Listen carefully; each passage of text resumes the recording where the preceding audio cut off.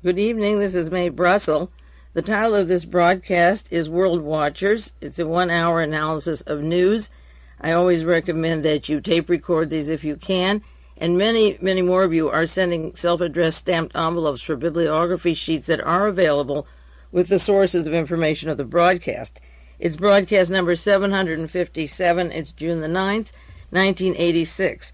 I'm not going at great length into the Rogers Commission report on the Challenger and the shuttle accident. I'm going to be doing more of that next week.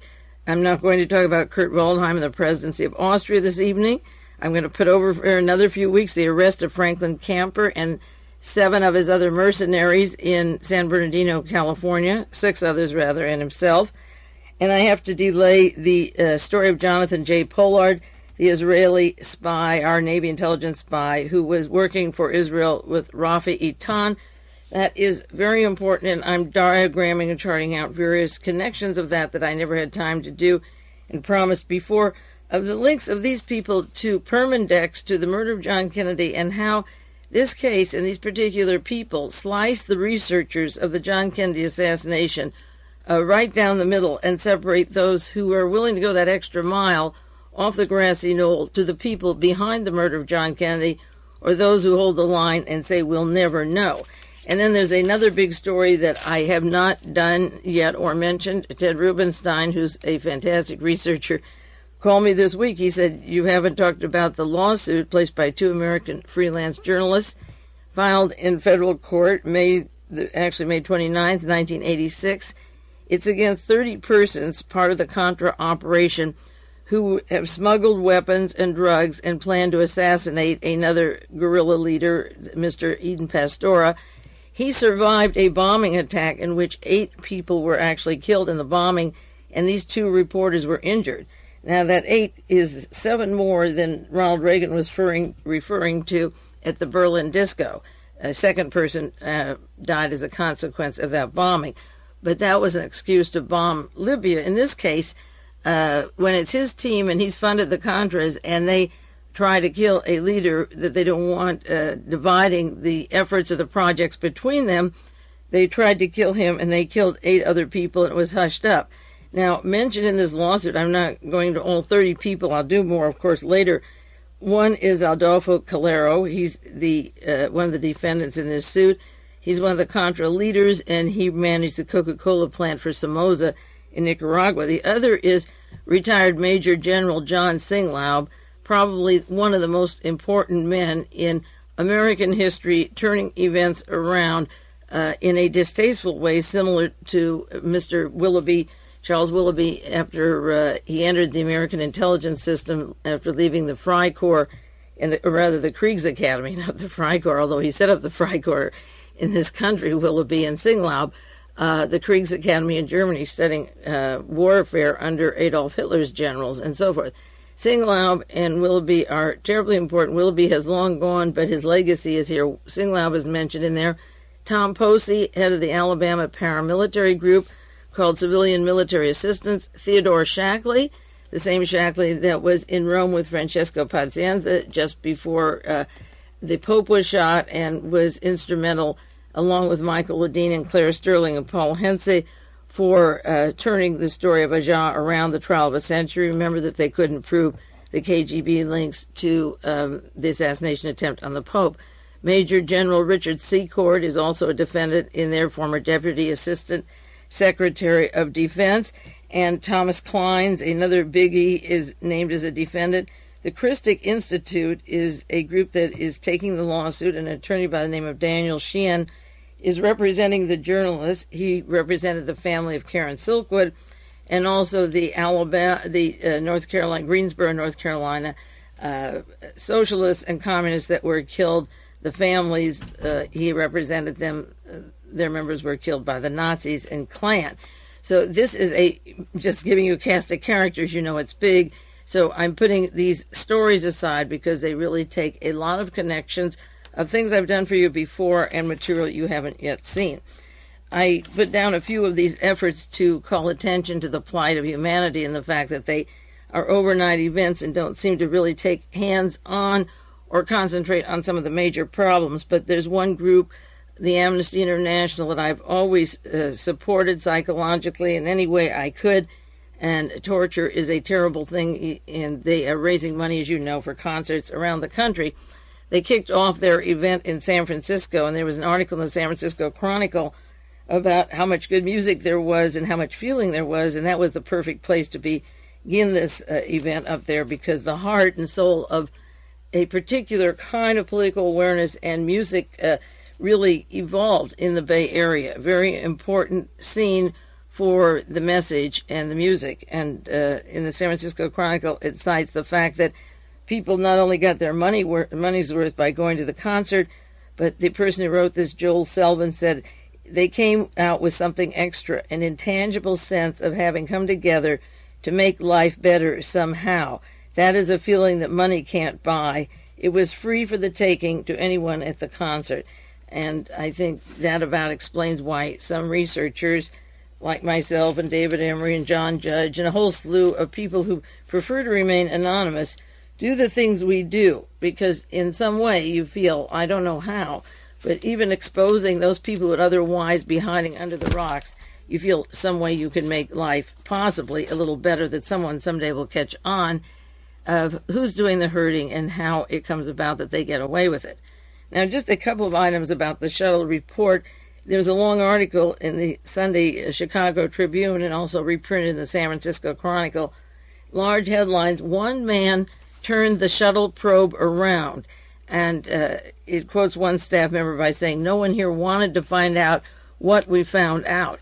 And it's very significant that while they cited Alan McDonald, that was the engineer for Morton Theocol, that they did call attention that it doesn't take very many people to even turn an event around like this, because the national attention, and the media admitted that they thought that they would do a good job of covering up. This was on the news media when the Rogers Commission started, that they would cover up.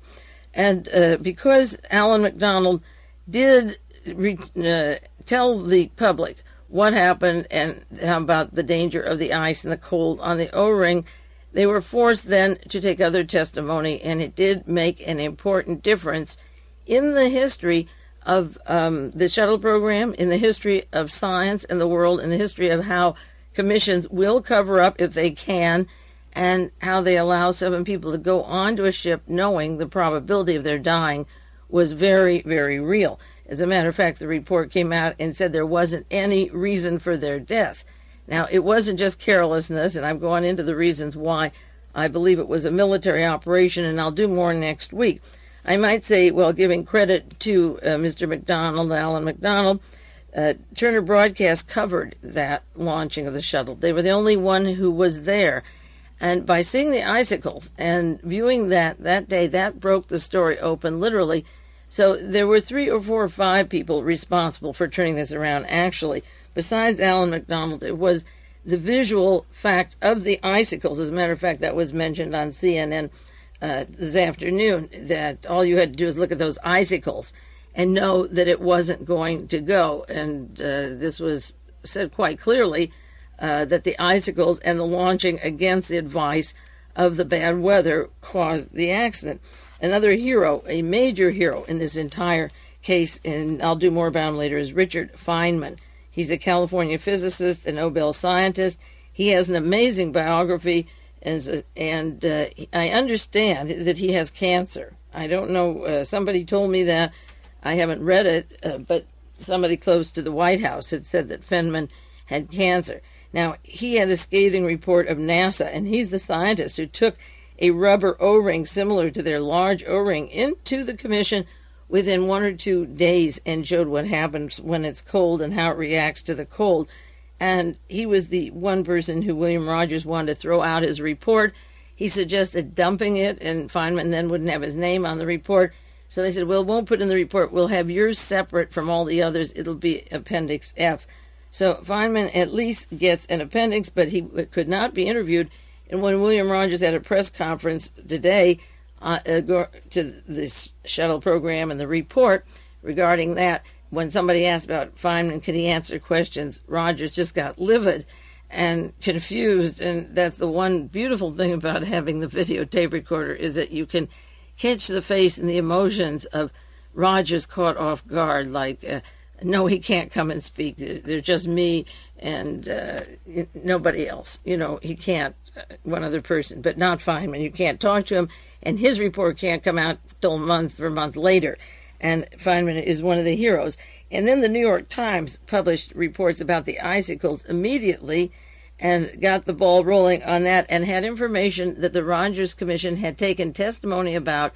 It was perjury, that were lies, and it accepted it as fact. And somebody, one of the scientists there, and I'll go back to that again, who saw what he was doing, gave his information to the New York Times, and they published it similar to something like the Pentagon Papers.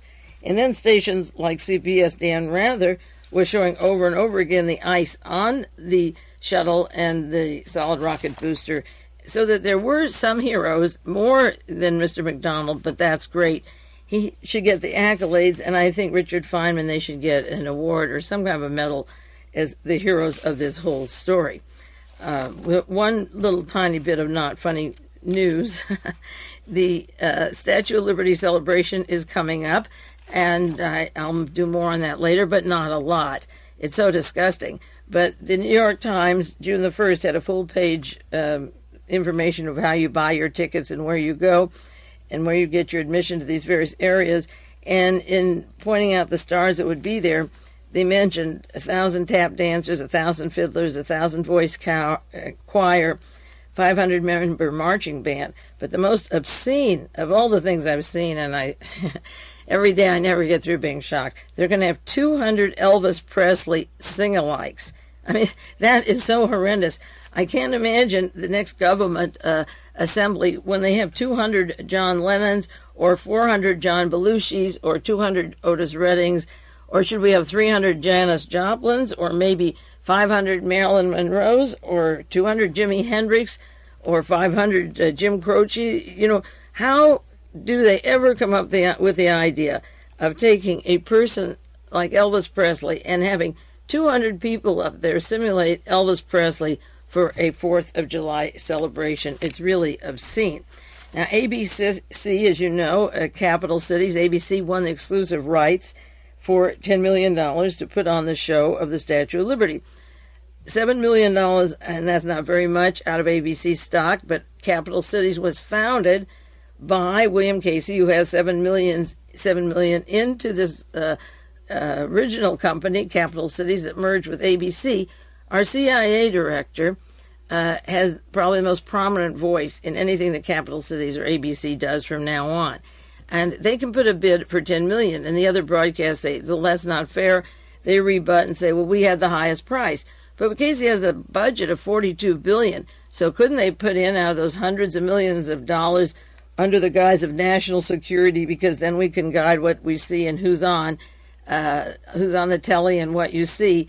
Couldn't it be possible that William Casey has unlimited money now so that ABC can buy out anything it wants, so that ABC is having the what they want are the exclusive rights to something that belongs to the whole country or every station? How can you sell the celebration of the Statue of Liberty being refurbished to a single channel out of 4 major channels? The New York Times, June 2nd, has another story about the Statue of Liberty. It's titled, "It's Like Inviting Pinochet to July the 4th. This is written by Cynthia Brown. The Chilean ship Esmeralda, one of the most beautiful sailing vessels in the world, has been invited to participate at the New York harbor July 4th in the large gathering of the tall ships. This ship was used by Chile for torture. The Esmeralda was used by the Navy as a floating torture center. She participated in the tall ship celebration in New York in 1976, representing the Chilean government at our bicentennial. Protesters met her on the docks. Journalists took notes of her horrifying past. Her participation coming back again in Liberty Week is profoundly disturbing." This lady writes, "It profoundly contradicts the spirit and the symbolism of Liberty Week. Normally a training vessel, the Esmeralda was converted into a prison September the 11th, 1973, the day that the Chilean military overthrew that country's last elected government. And that was arranged primarily by the Pentagon and Henry Kissinger and advising Richard Nixon and Kissinger and Task Force 157 and the government, Navy intelligence, Pentagon, all agencies of our government were responsible for murdering Salvador Allende and putting in Mr. Pinochet, who's still doing the tortures and the missing persons. The article says, according to survivors, by the end of the day, the hold of the Esmeralda each day contained at least 40 men and 70 women. Prisoners of both sexes were held naked in the same quarters. They were forced to listen to the screams of people tortured elsewhere in the ship. Amnesty International, the Organization of American States, Inter-American Commission on Human Rights, and others have published survivors' descriptions of what went on aboard the ship. That's one reason I'm always so loyal and keep the books that come out regularly from Amnesty International. They describe what went on. There were beatings, electric shocks, mock executions, sexual abuse of the women and of the prisoners. One former prisoner told Amnesty, the fear, the screams, the crying of the ladies who were detained next to us cannot be expressed. The situation was of indescribable chaos. Everywhere there were lamentations. The man, a lawyer, was subjected to repeated near drownings, karate blows, electric shock on board the Esmeralda that has been invited to participate in the Liberty celebration in the United States. After they were tortured, they were then sent and transferred to concentration camps. Another survivor, the former mayor of Valparaiso, Chile's second largest city, has testified that he was blindfolded, beaten, given electric shocks, deprived of sleep. The Esmeralda was a symbol of Chilean national pride, of what one former prisoner called the chivalry of Chilean officers and sailors at one time. Then they turned the Esmeralda into a torture chamber. She is indelibly identified in the Chilean mind with terror and death. Nor is the same kind of torture that took place on the Esmeralda a thing of the past. She will come to New York representing that same regime that continues to torture, murder, and humiliate and terrify the citizens who oppose a dictatorship. In one 3-week period just last month, that was in May of 1986, the Chilean military occupied 7 poor urban neighborhoods, rounded up 7,000 people, detained them for interrogation.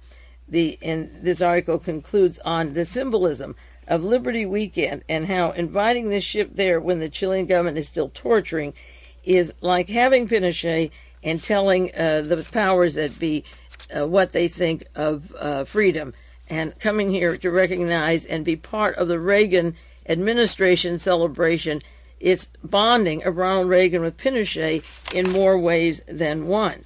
Now, I mentioned last week the joining of hands across America, and at the time I didn't have access to a picture that was published in the Washington Times, May the 26th, 1986. It's a color picture, Hands Across America. It's a front-page picture of Ronald Reagan on the front door of the White House. President and Mrs. Reagan joined hands in fundraising effort. On the porch were left White House Press Secretary James Brady, then the various children they had with them, and Maureen, Reagan, and Nancy, and Ronald. Now, the Hands Across America has a visual picture of 9 people on the porch of the White House, and 8 of them are holding hands. Then a little boy has his hands down at his side by his knee. And next to him is the wheelchair of James Brady, who had his head blown off, literally. I mean, he can hardly think or talk and barely manage, and he's permanently paralyzed and can't use that left arm. So the chain of Hands Across America breaks right at the White House porch, which is some more of the violence that gets away in this country with James Brady in this terrible condition. And John Hinckley was found not guilty of murder, attempted murder, or really damaging these people for life, several of them, but he is only put into a hospital for the criminally insane. Now, the Washington Post, the New York Times had an item about John Hinckley Jr., May 25th, the man who made Brady so crippled and paralyzed in that chair that the chain of Hands Across America ends right at that wheelchair. Hinckley objected, he wrote to New Republic, he objected to a comment by an unsigned letter criticizing Gore Vidal, who made some remarks, and she said that he was anti-Semitic and he was ready for the funny farm. Well, that made John Hinckley mad because he's at St. Elizabeth's, and he says using words like funny farm makes your mind twisted. He said, you think that we're loony, because we're in this place. He said, Gore Vidal and myself, our opinions are just as valid as yours, and because we disagree with you does not mean we are crazy. We disagree with you, Gore Vidal, thinking he's anti-Semitic. Now, think about John Hinckley, or many of you might forget that he was part of the American Nazi Party in Illinois and in various parts around the country, a member of the Posse Comitatus in California, in Texas, part of the Nazi Party. He took a college course where he didn't have to, but wanted to read all of Mein Kampf, a person who studied violence and target ranges, practiced shooting, and has this virulent anti-Semitism. And he's defending the anti-Semitism, or the possible anti-Semitism, of Gore Vidal. And I'm not saying Vidal is, but this woman wanted to relegate Vidal to the funny farm.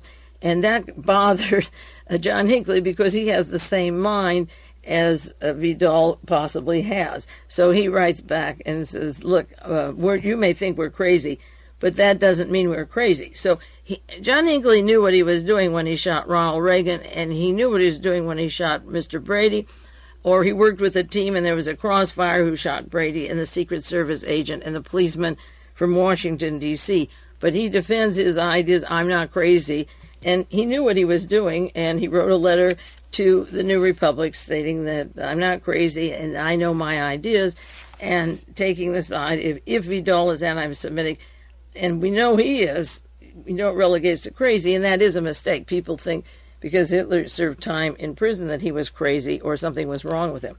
Now, I want to mention the meeting of the OSS. This is very important. In Washington, D.C., this past week they had a reunion. It was described in various articles and also in Time magazine, June 9th, if you want to look that up, 1986.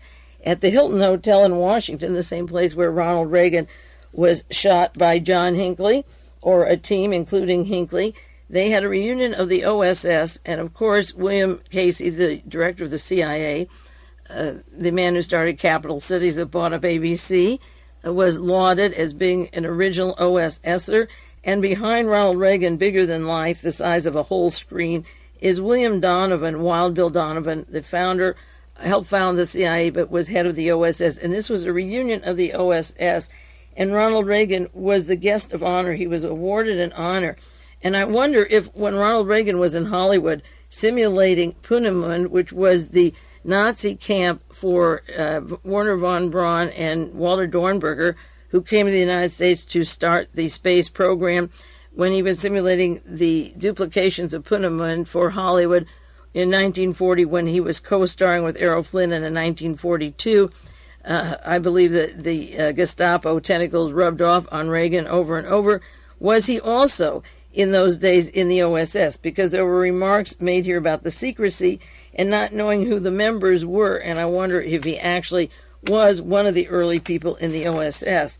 Time magazine cites honoring the loyalists, and they have James Angleton's picture. And of course, the OSS and the CIA and Angleton go directly to Dealey Plaza, to the murder of John Kennedy and the political assassination of hundreds and thousands of people that they deemed not to be heads of states or newspaper publishers or labor leaders and so forth.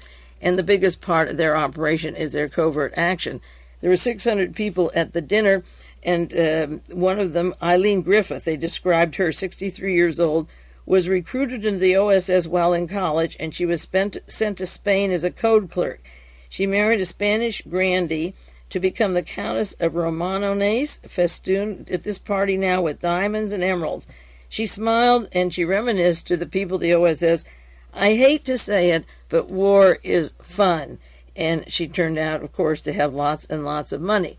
And along with James Angleton and William Casey, this article is about the reunion of various members and how Bill Donovan stacked the OSS, rigged the intelligence agency, they said, against President Roosevelt, who helped set it up, of course, by having elite socialites such as Paul Mellon, the millionaire, Archibald MacLeish, the journalist Stuart Alsop, performer Sterling Hayden, who just died last week. And at this party, this is Richard Helms, James Angleton, William Casey, and many of the survivors. I'm sure Vernon Walters was there too. The survivors of the OSS who turned it then into the Central intelligence agency.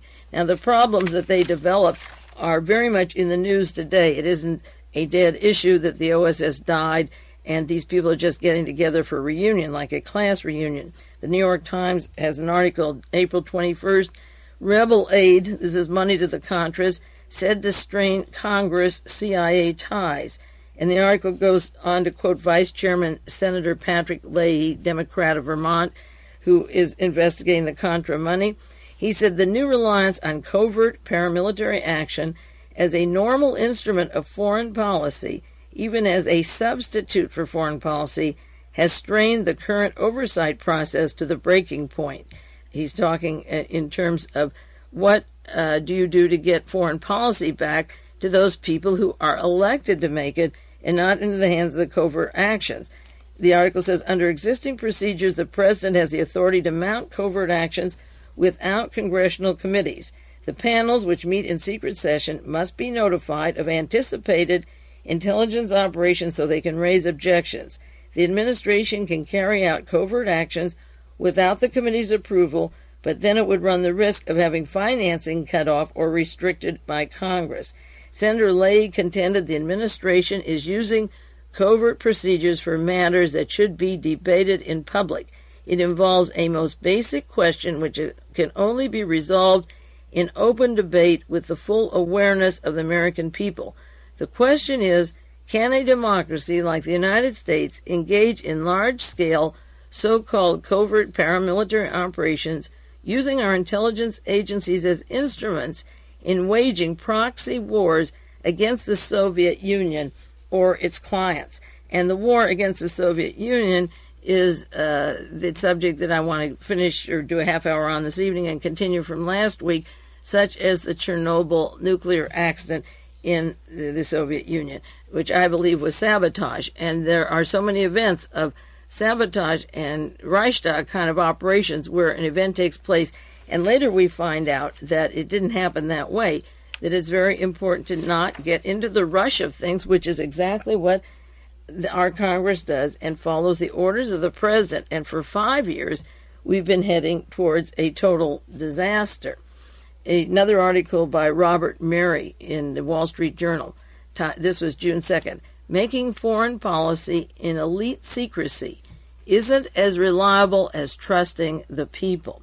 This article says the struggle by William Casey, director of the CIA, to control news organizations over leaks calls to mind the ruminations of Louis Halle, Halle, a young State Department official in the early post-War II period. This is when the OSS all got their heads together, and the war was over in May of 1945, and in 1947 the CIA was official.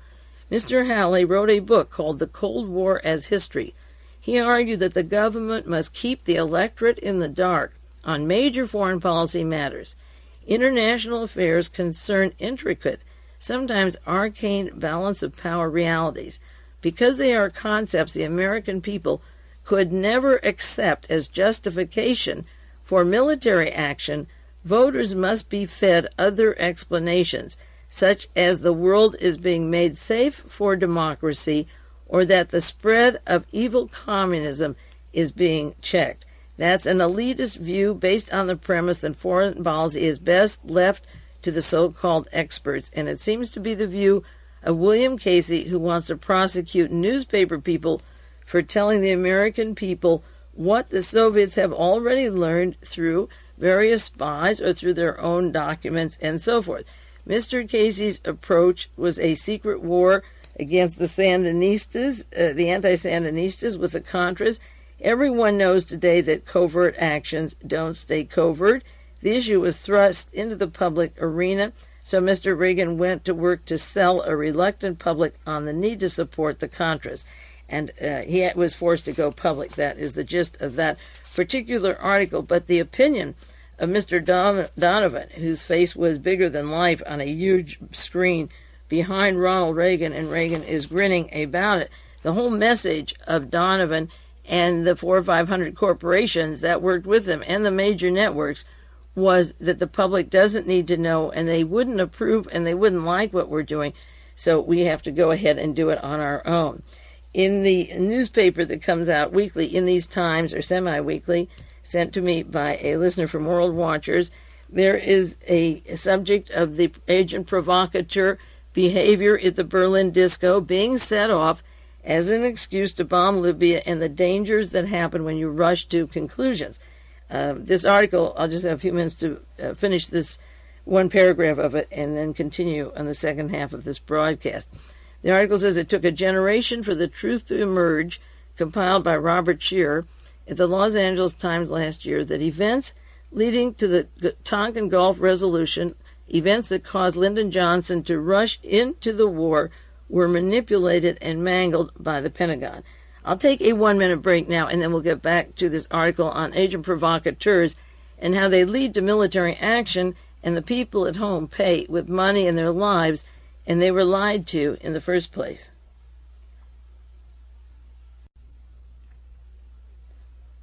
This is Mae Brussell. This is the second half of World Watchers program number 757, and I'm describing certain articles that are in the news now being written by other people on their fears of Ronald Reagan using agent provocateurs to get us closer to World War III, and the methods that he's using that have been used in the past that we have to be more aware of, as this Congress just gives him everything he wants without any argument, and it is leading us to a crisis situation right across the board.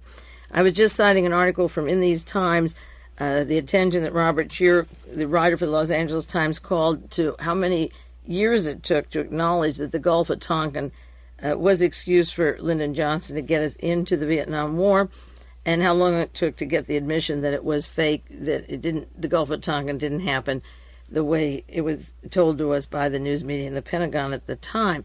And this article goes on to say, in less than a month, the Reagan administration's claim of irrefutable evidence of Libyan complicity in the bombing of the West Berlin La Belle Disco, which prompted the U.S. bombing raid on Libya, is looking more and more like another fake job by U.S. intelligence. And we should be alert for these fake jobs, since undoubtedly the Reagan administration is readying one in connection with Nicaragua. On April 28th, 2 weeks after the disco bombing, a reporter from Stars and Stripes was interviewed. He interviewed Manfred Ganchow, chief of the Berlin Staatsschutz, that's the FBI, the equivalent of the FBI in Germany. Unlike the West German intelligence service, and there is a difference, which was sensitive to political priorities of the Reagan administration as well as Chancellor Kohl, Ganchow, who heads a 100-person unit actually investigating the disco bombing, was dealing with the practical realities. According to his record of the interview sent by the man from Stars and Stripes, the United States military paper, Ganchow said on April 28th that following the arrest of Ahmed Mansour Hassi, he had no more evidence that Libya was connected to the bombing than I had when you first called me 2 days after the act, which is none.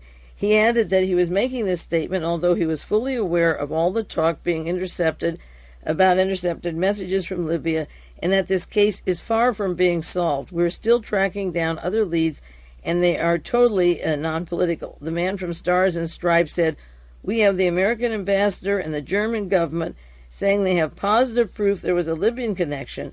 On the other side, you have the police saying there is no proof." And last week on World Watchers, I cited the anger of the American, not the American ambassador, but deputy ambassador in the Soviet Union, being totally furious that the Soviet Union hinted that the CIA was involved in that bombing, and he said he would monitor the Soviet television and newspapers, and the response of the Soviet Union was, how do you cancel out or censor what we say? It isn't like America. Now, the Washington Times, June the 2nd, had an article on the Berlin bombing, and again, it goes back to the excuses Ronald Reagan can use for doing something he planned for 4 or 5 years.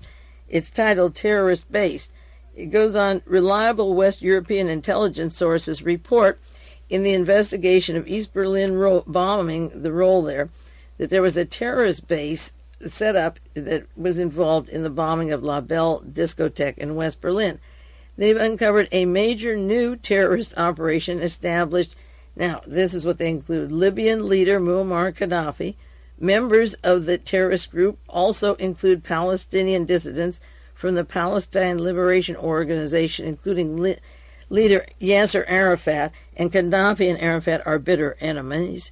And it includes the Al-Fatah, and also they're linked to Abu Nidal Group and several Americans who are associated with renegade ex-CIA operative Edwin Wilson, who went on Gaddafi's payroll during the mid-1970s. So this is another account of throwing in Gaddafi when the leads are going to Abu Nidal, the CIA, and it also has been mentioned in this story, George Habash from Jordan, who's directly linked with the Central Intelligence Agency and with the PLO terrorist groups. And the article says that suspect Ahmed Hassi, 35, a Palestinian resident of West Berlin, focused authorities' attention on the office of an African who was publishing information service for English interpreters. Every volume the service produces contains numerous Gaddafi quotations, but the authorities searched his apartment and found coded shipping lists and a telephone number not only of the Libyan People's Bureau in East Berlin, but a Damascus telephone number it was believed to be Abu Nidal's headquarters. So they have these two phone listings, and I mentioned last week one of the primary witnesses to this case who was killed on a bench outside the Libyan embassy in Berlin and could have been the agent provocateur for the bombing at in Berlin and the telephone conversations down to Libya that were the excuse for Ronald Reagan to test new weapons. That's another thing he did by having a shootout or shooting one way with Muammar Gaddafi, was to get contracts for future weapons and see how they go. And also, another reason cited in some articles was to test our allies to see if they would go along with us, and only Great Britain would, but to see who was friend and foe and remember it for future behavior. And there were a lot of things accomplished by this action. As I say, it was planned a long time ago. Freedom Magazine, and I've cited it several times, it's put out by the Scientologists, and in their last current issue, volume 18, number 10, a continuing series of articles is printed by Fletcher Prouty.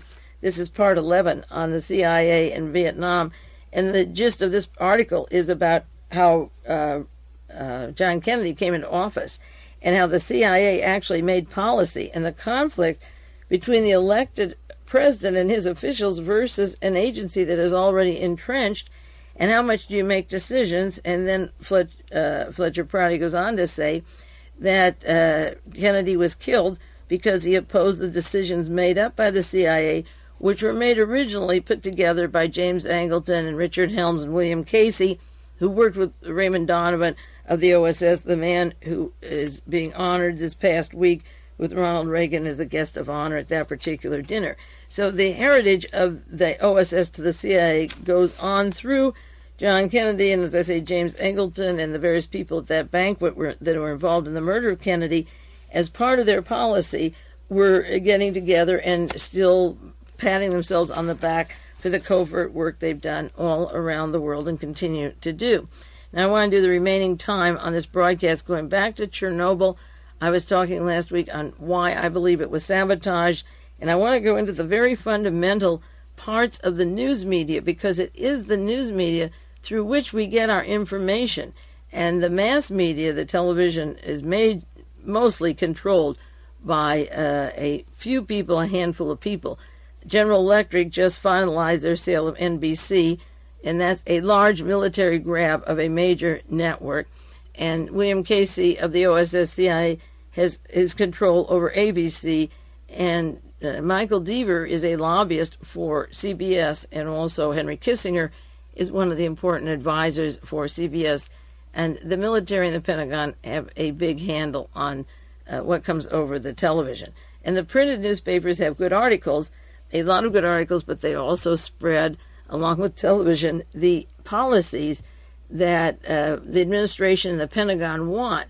And then later, when there's retractions or differences, and they sometimes get published too, they're put on page 26 or 30 or page 45 or page 7 of Section D, and you have to go from cover to cover of the newspaper to pick up any alternate point of view or read some other of the small publications that are around. Now, just before the nuclear accident in the Soviet Union, and I was citing last week some of the articles that preceded it, 5 weeks before the accident, the Washington Post had a long article Soviet nuclear industry pushes to double capacity in 5 years. And it tells how they were lagging behind, and it's like a student studying for exams, but they were catching up, and within the next few years they would double their capacity. So the Soviet Union's nuclear capacity was definitely a threat to the United States. Now, the New York Times published an article in the San Francisco Chronicle the same date, Chernobyl Memos. The title is United States Criticized for Withholding News.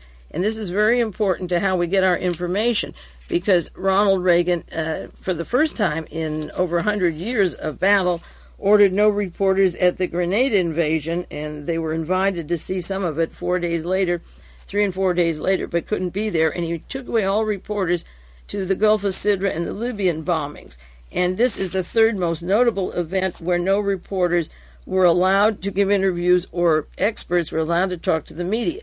The article says the Reagan administration, which criticized the Soviet Union for withholding details of the nuclear reactor accident, is being criticized itself for ordering curbs on comments to the press after the Chernobyl disaster. The Reagan administration ordered curbs to the comments.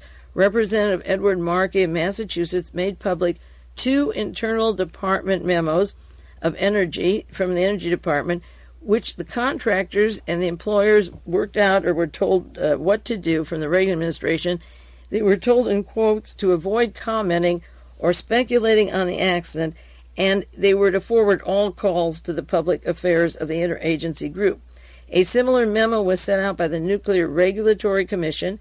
It was read by the New York Times the week of May 23rd, and the Agriculture Department memo to the same effect was mailed anonymously to the Times by various people involved, showing the censorship around those people who had information about the nuclear plants. They were forbidden to speak. The agency officials said the memos were intended.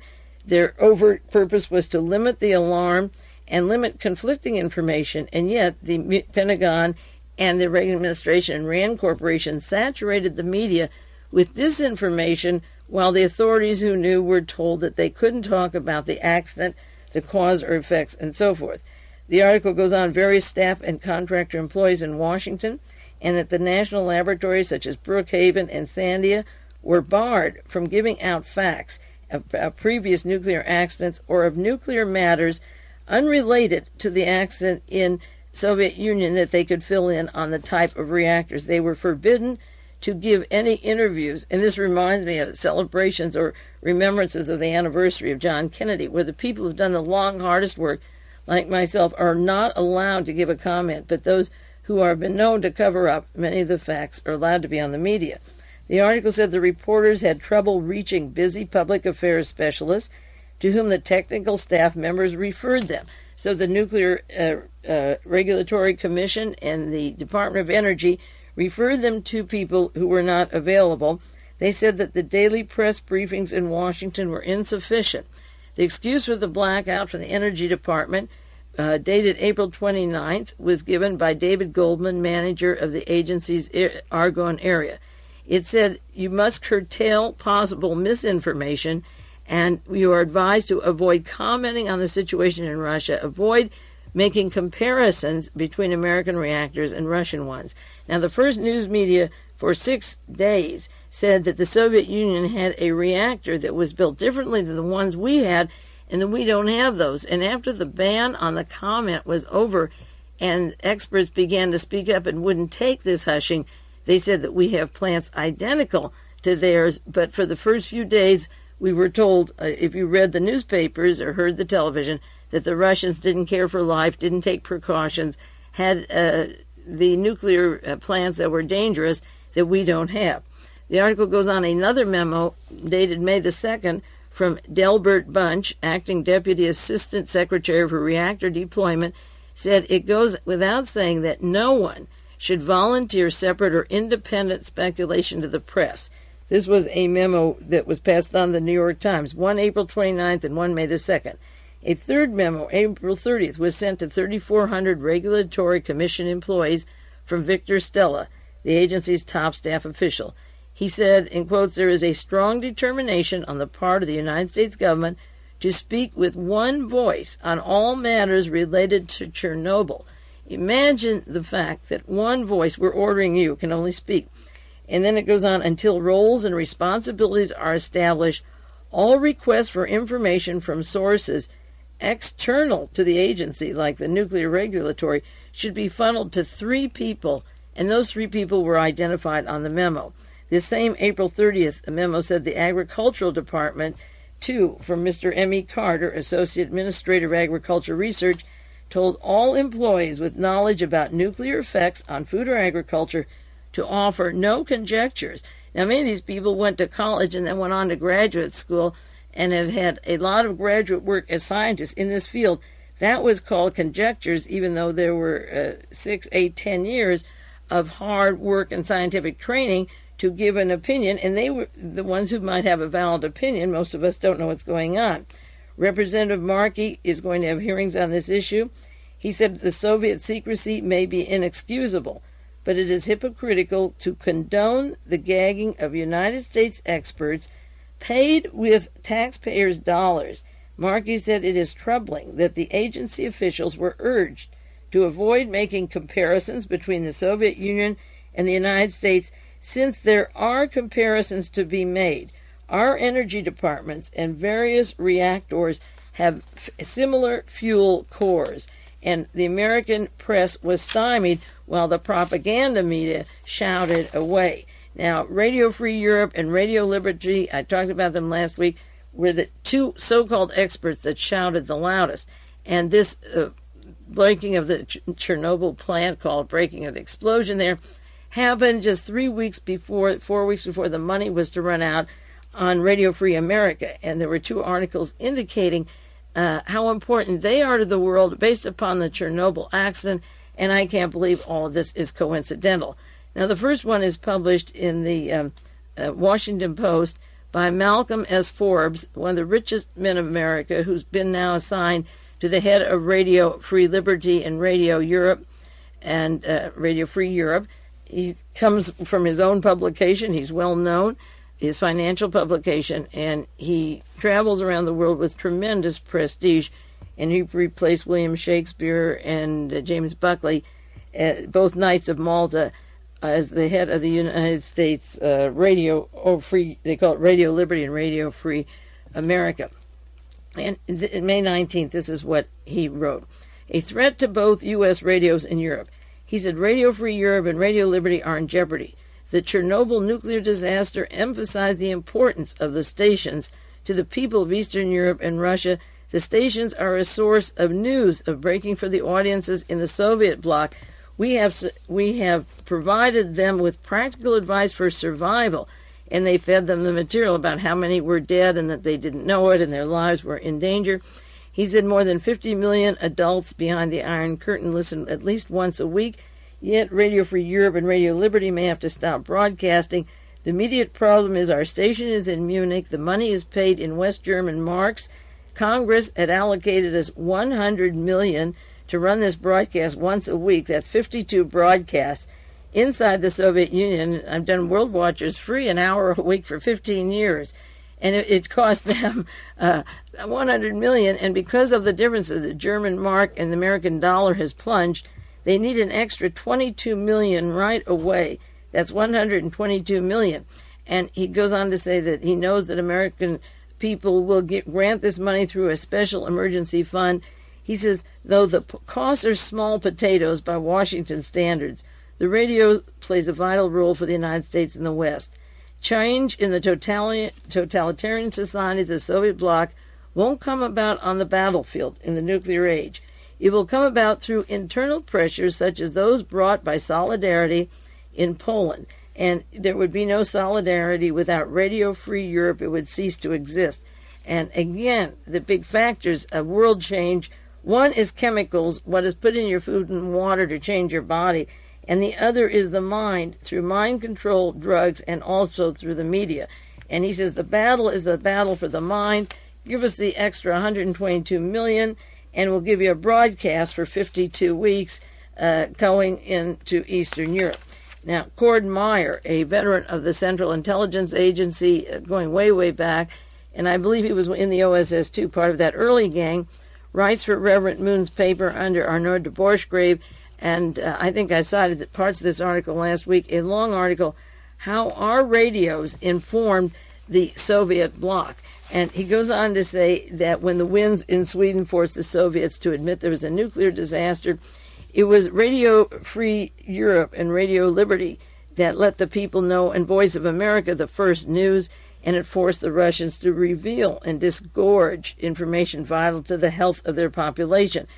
And he continues, Mr. Cordmeyer of the CIA, we stick with the facts. We avoid exaggeration of some American media coverage. And, of course, that turned out not to be true at all. There was plenty of exaggeration across the board. He says tourists in Russia will reveal later when they come home from there and we take polls that there's deep concern of any media except our radio, distrust of the Soviet media, and it's important that we take a poll. Goodness knows who they are, maybe 100 CIA agents who come home and say it's the most important news they ever had. And Meyer says the people living in the Soviet Union, particularly Ukraine, have learned they can't depend on their own government to alert them in health hazards. They have to rely on foreign radios. And that's why I think an agent provocateur responsible for informing the people in the plant could walk away and not tell them because these scripts were so well read and delivered immediately after the accident. He goes on to say we added 2 extra hours to broadcasting in the Ukrainian language, giving the medical advice from the radio. The sequence of events that took place drew a large listening audience in the Iron Curtain. If you want to find out quickly what is going on that affects your lives, you rely on us, Radio Free Europe and Radio Liberty, and not the Soviet Union. Tune in regularly to our program and protect yourself against unpleasant surprises. And he goes on to say this incident, the Chernobyl, isn't a single discrete event like the Soviet shooting down of the Korean airlines, and he throws that in. He says this is a long tail to the disasters of the delayed and cumulative human consequences of radioactive poisoning. And it's very important that these people have our radio program to hear it, because we need equipment. We need to build up our funds. We don't have money. And as I cited last week, if you don't give it to us from Congress, we will have to take it from the Defense Department, as if the Defense Department wasn't running Radio Liberty and Radio Free Europe and Voice of America right from the beginning. We'll take it from the defense. They'll have that 122 million, maybe 200 or 300 million, because they're not going to stop. And this article by Cord Meyer of the CIA says, on the front line of the war are ideas, and that's what Mr. Malcolm Forbes is saying, that people have to listen to these programs because they are priority, a high priority in the light of their handling the Chernobyl incidents, and that the war of ideas must continue through the covert operations of Radio Free America and Radio Liberty and so forth. Now, right after the nuclear accident, and the world became aware of it, in April, the accident took place on the 26th. April 29th, there was an article in the newspaper, a Washington Post. Kremlin may be phasing out old-style nuke plants, and the suggestion is maybe they didn't use crucial safeguards because they were going to phase these out, that these weren't the practical kinds of nuclear plants, and the radio leak came from irresponsibility. And the Soviet Union already has 50 atomic plants, and the graphite is outdated. So maybe they were getting careless with this plant, and it'd be easier to let it go or blow, and they didn't care. Now, that's what I think happened with the people at Muscle Shoals, Alabama, at Marshall Space Center, the level that has been charged with the responsibility of literally forcing the shuttle. This shuttle was damaged, and by stopping the NASA program as it exists or tearing apart the shuttle program, if they can do it, then it becomes all military in the very people that want World War III, the heritage of Wernher von Braun and Walter Dornberger and the Pundament scientists. If you control space, you control the world, and forget all the hanky-panky. So the suggestion immediately after the Chernobyl affair that the Russians had a lemon and they were willing to let it go sounds sort of like the script of the Challenger, where they knew it was going to go and could stack it with their Rainbow Coalition and have them all go at the same time. Now, the United Press retracted their fatality count.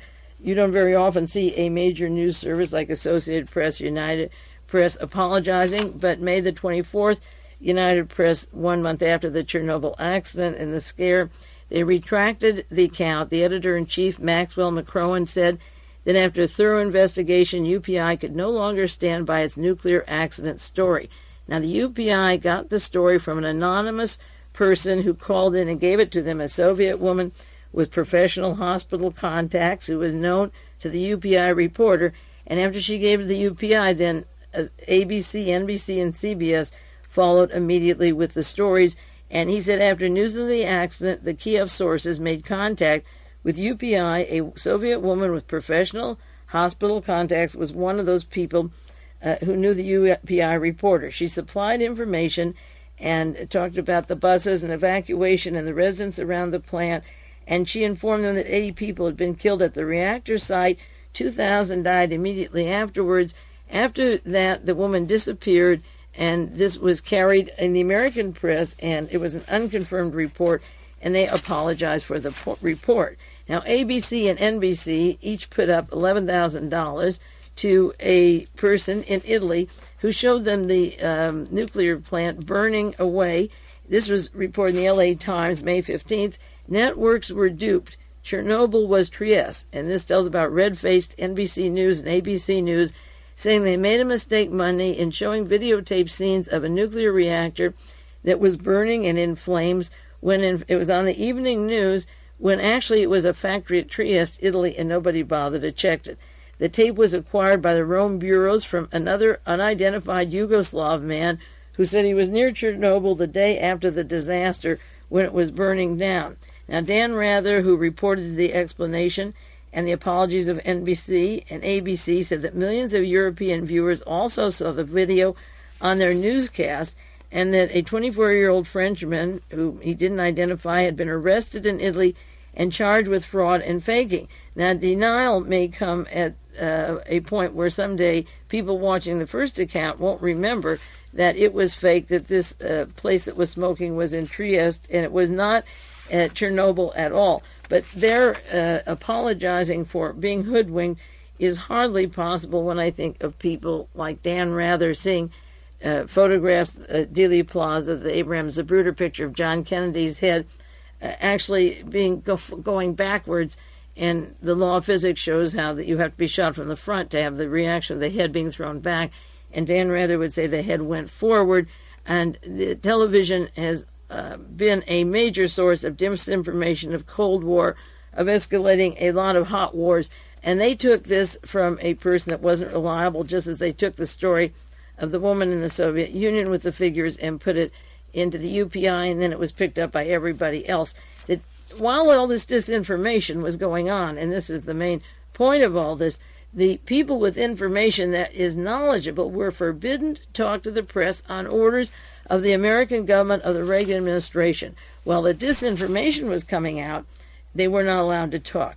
Now, there were a lot of articles, not a lot, but a few, later, after the situation died down, such as this. Here's one from the Daily World: coverage of nuclear accident based on a few facts. Another one from the Soviet Union, and Soviet attacks Western propaganda. This was in the Washington Post, and Mr. Gorbachev and the Soviet Union was accusing the United States of whipping up hysteria by printing disinformation.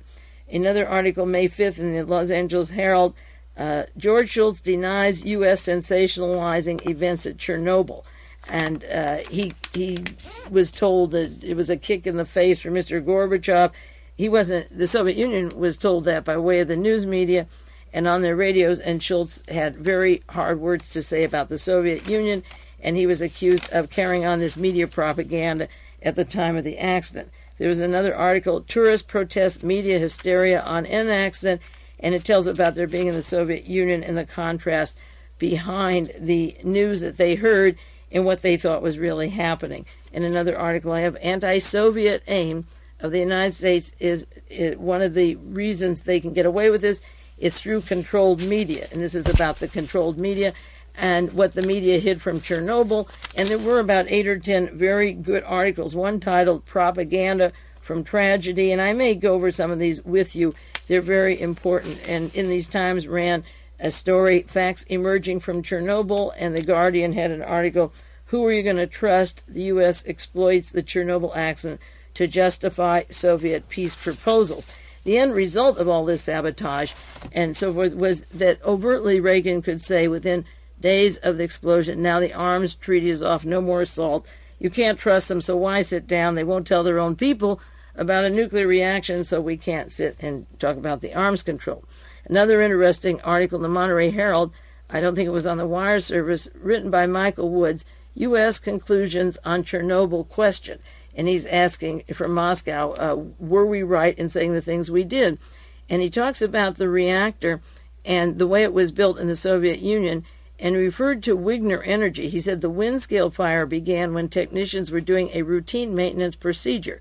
When graphite is subjected to intense radiation, it is stored energy, it swells, and loses its thermal properties. The stored energy is called Wigner, W-I-G-N-E-R, energy, after Dr. Eugene Wigner, the famous atomic physicist who first described the phenomena. Now, Eugene Wigner is a member of the institution called Western Goals with Edward Teller, Roy Cohn, John Singlaub, that very important person, and the late Larry McDonald. Also, Eugene Wigner was lauded and was one of the main speakers at the convention that Reverend Moon had just recently in Texas of scientists and so forth. Wigner is a part of the nuclear industry. He worked with Einstein on the first atomic bombs. The type of reactor that was used in the Soviet Union and the reaction to what happened there uses his name. And I've just run through quickly because there isn't much time. Some of these characters that walk through the pages of history in other forms connecting with organizations such as Western Goals. But my time is up now. I would like to do more on the nuclear reactor in the weeks to come. But in the meantime, this is it for this hour. This is Mae Brussell, and I'll be back with you next week. Thanks again for all the articles and books, and I'll try to answer your mail as soon as I can.